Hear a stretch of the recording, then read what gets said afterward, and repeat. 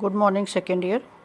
आज थर्मोडायनेमिक्स का ये 14th सेशन है और इसमें आज डिस्कस करेंगे बॉन्ड एंथैल्पी या बॉन्ड एनर्जी यानी कि बंध की पूर्ण ऊष्मा और उसका क्या एप्लीकेशन है। इस जो बॉन्ड एनर्जी है उसकी उपयोगिता क्या है उसके बारे में आज डिस्कशन करेंगे। तो देखिए, बॉन्ड एंथैल्पी या बॉन्ड एनर्जी क्या चीज़ है।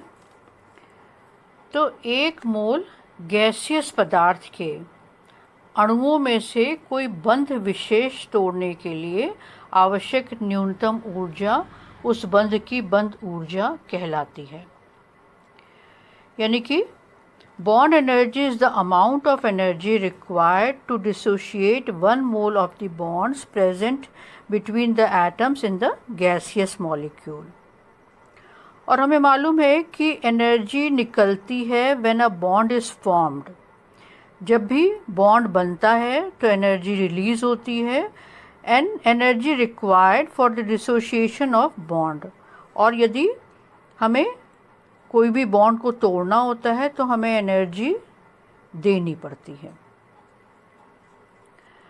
ना। तो कोई भी यदि डायटॉमिक मॉलिक्यूल है, फॉर एग्जांपल जैसे H2O2 N2 Cl2 HCl and so on, तो उनके लिए बॉन्ड एनर्जीज आर इक्वल। किसके बराबर है? Their dissociation energy. Diatomic molecule के लिए जो बॉन्ड एनर्जी है वो वास्तव में उसकी वियोजन ऊर्जा के बराबर है या डिसोशिएशन एनर्जी के बराबर है। देखिए, ये डायटॉमिक मॉलिक्यूल की है, इसका क्या बॉन्ड एनर्जी किसके बराबर है? डिसोशिएशन जो एनर्जी है या वियोजन ऊर्जा के बराबर होती है। लेकिन पॉलीएटॉमिक मॉलिक्यूल में जो बंध ऊर्जा है या जो बॉन्ड एनर्जी है किसी भी बॉन्ड के लिए समान नहीं होती।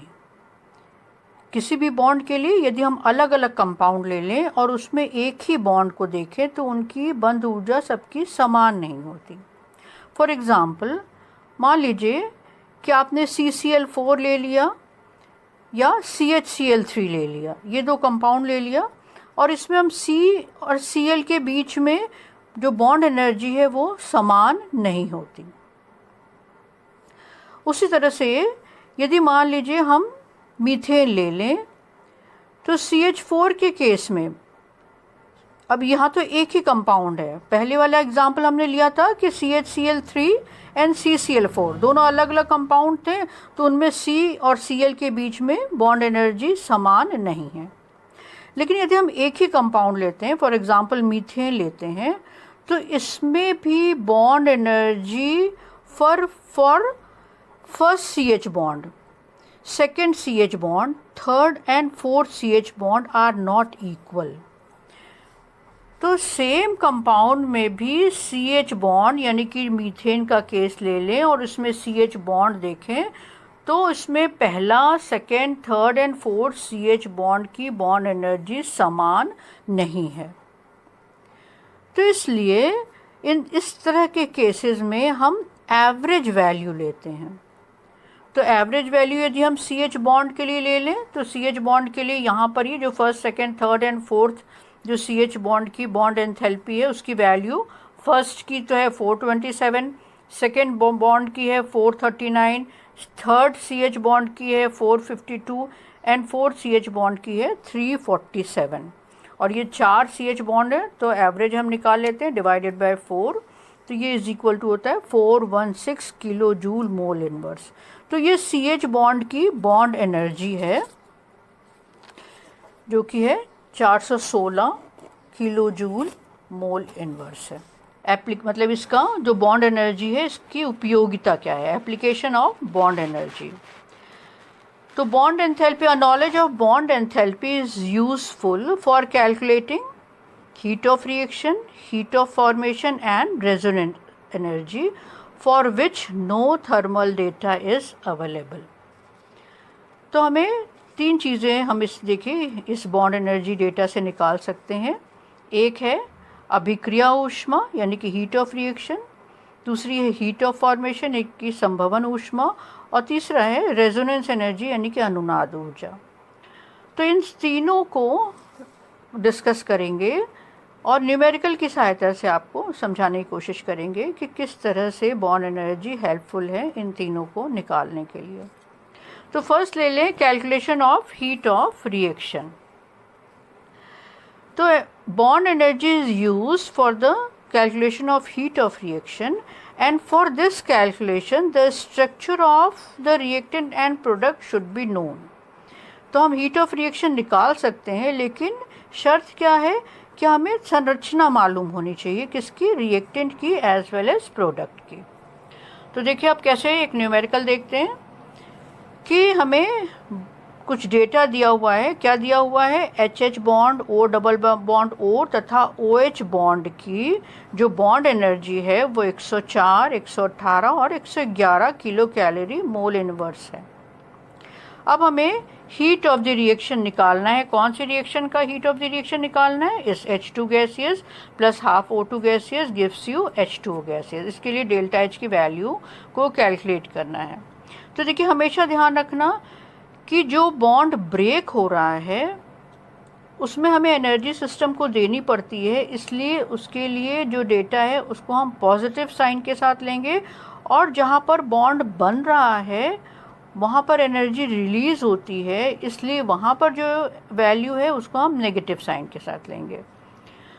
तो देखिए यहाँ पर क्या हो रहा है कि कौन कौन सा बॉन्ड टूट रहा है।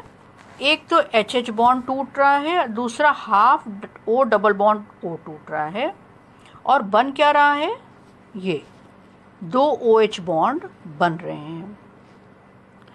तो हम क्या करेंगे, delta H is equal to OH bond, दो OH बॉन्ड बन रहे हैं और हमने कहा जो बनता है तो एनर्जी रिलीज होती है, तो हम विथ माइनस साइन लिख देंगे। तो -2 delta H of OH bond, दो OH बॉन्ड है तो दो, और चूंकि एनर्जी रिलीज हो रही है इसलिए माइनस साइन, प्लस अब इधर रिएक्टेंट की तरफ देखें। हमें यहाँ रिएक्टेंट और प्रोडक्ट से मतलब नहीं, हमें केवल ये देखना है कहाँ एनर्जी रिलीज हो रही है और कहाँ एनर्जी एब्जॉर्ब हो रही है।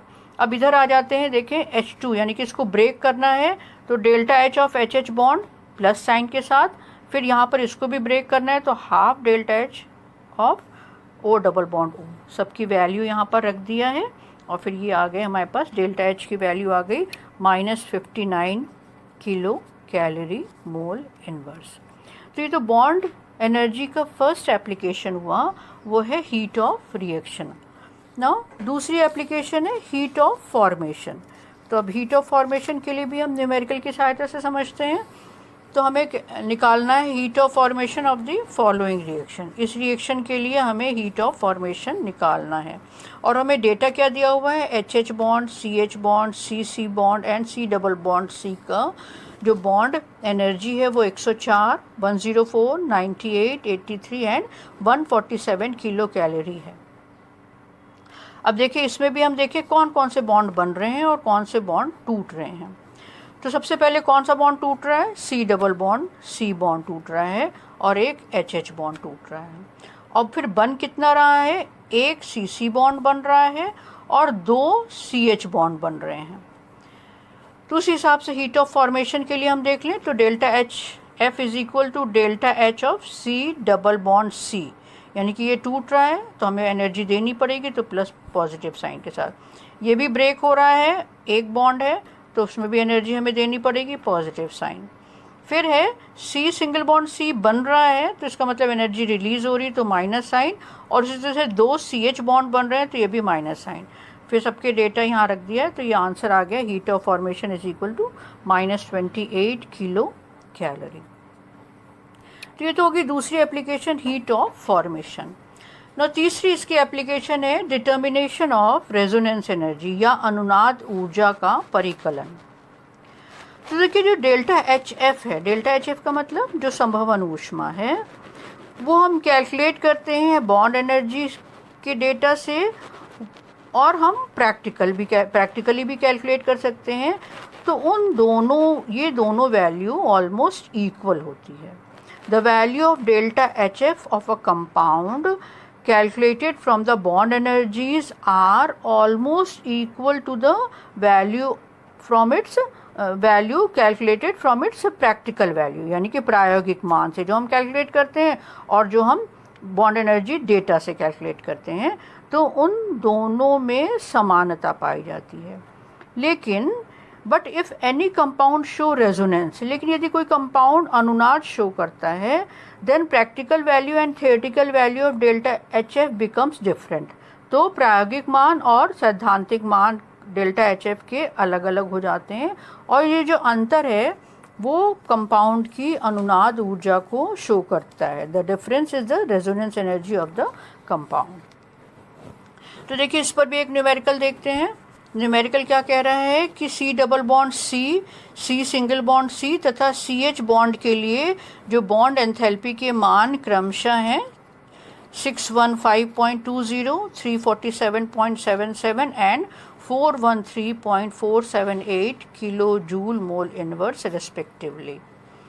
कैलकुलेट संरचना के आधार पर बेंजीन के संभवन की एंथैल्पी को परिकलित करिए, और बेंजीन की एंथैल्पी का जो प्रायोगिक मान है वो है 5536.42 किलो जूल, और प्राप्त अंतर के कारण समझाइए। अब देखिए इसको कैसे हल करेंगे, कैसे सॉल्व करेंगे। तो कैलकुलेट जो संरचना है उसमें 3 तो C डबल बॉन्ड C है, 3 सिंगल बॉन्ड C हैं और 6 CH बॉन्ड हैं। तो डेल्टा HF क्या कर लें, 3 into C double bond C की जो बॉन्ड एंथैल्पी है, फिर 3 into C single bond C की, और 6 इंटू 413.478। इसको जब हम कैलकुलेट करते हैं तो ये वैल्यू आ जाती है 5369.78। अब जो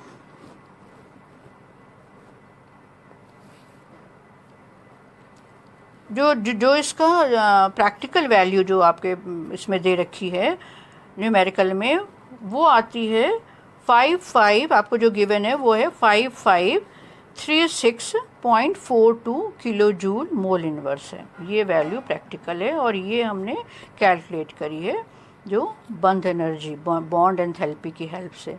तो डिफरेंस इसका ये आ जाता है।